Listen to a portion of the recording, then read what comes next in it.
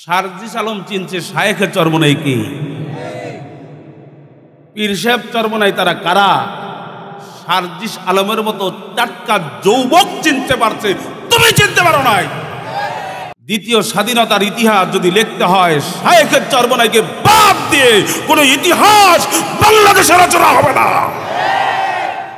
বর্তমান জমানায় যেই হক্কানি উলামায়ে কেরামদের মধ্য থেকে সুন্নতের জ্ঞান পাবেন,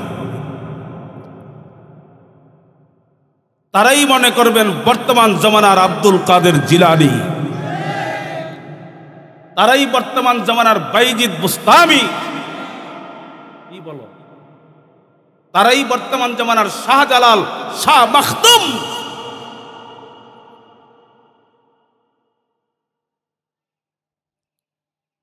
বাংলার পীর, পীর সাহেব হুজুর চরমনাই, শায়েখে চরমনাই, তাদেরকে চিনবা মরার পরে, মরার পরে। এখন তো চিনো না, চিনবা মৌতের পরে।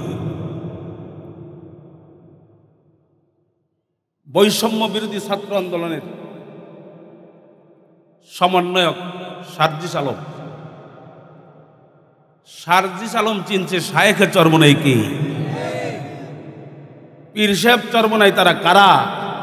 সারজিস আলমের মতো টাটকা যৌবক চিনতে পারছে, তুমি চিনতে পারো নাই।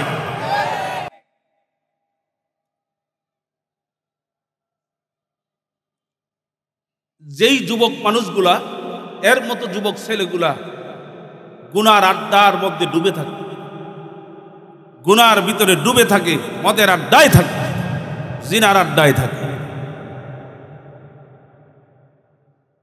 সারজিস আলম তো বলেই ফেলছে, শায়েখের চরমনাই, পীর সাহেব চরমনাই, তাদের অবদান আমরা ভুলি নাই। এটা ভুলার মতো নয়, যেই সাহস জুগিয়েছে, এটা ভুলা যায় না। বাংলার ইতিহাসে দ্বিতীয় স্বাধীন বাংলাদেশ,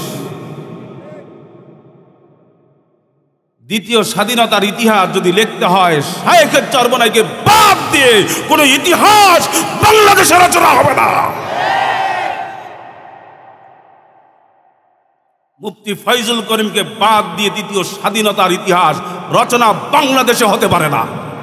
শায়েখে চরমনাই, পীর সাহেব চরমনাই, মনে রাখবা মুসলমান, কাশীপুরের মুসলমান, ফতুল্লার মুসলমান, বাংলার জন্য এক বড় নিয়ামত, বড় এক নিয়ামত, বাংলাদেশের জন্য বড় এক নিয়ামত। কুতুবুল আলম সৈয়দ ফজলুল করিম রহমতুল্লাহি আলাইহি, তারই একজন খলিফা, স্বর্ণের টুকরা। আমরা বুঝি, আমরা চিনি। এখানে আসবেন খুশি না বেজার? আরো জোরে বলতে হবে, খুশি না বেজার? খুশি হয়ে থাকলে শুকরিয়া তান অন্তর থেকে আবার বলুন আলহামদুলিল্লাহ। ভাইয়ের আমার, খুব ভালো করে বুঝতে হবে, খুব ভালো করে বুঝতে হবে। এই বাংলাদেশের মধ্যে দ্বিতীয় স্বাধীন হয়ে গেছে, বাংলাদেশটা দ্বিতীয়বার স্বাধীন দেখতে পাইছে।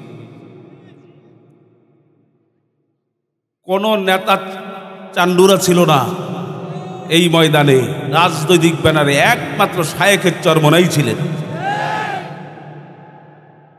জীবনের মায়া ভুলে গিয়েছেন। আমার তো মন বলতেছে দেশটার মধ্যে আবার আরেকটা বিপ্লব হবে, আরেকটা বিপ্লব হবে নব্য চাঁদাবাজদের বিরুদ্ধে।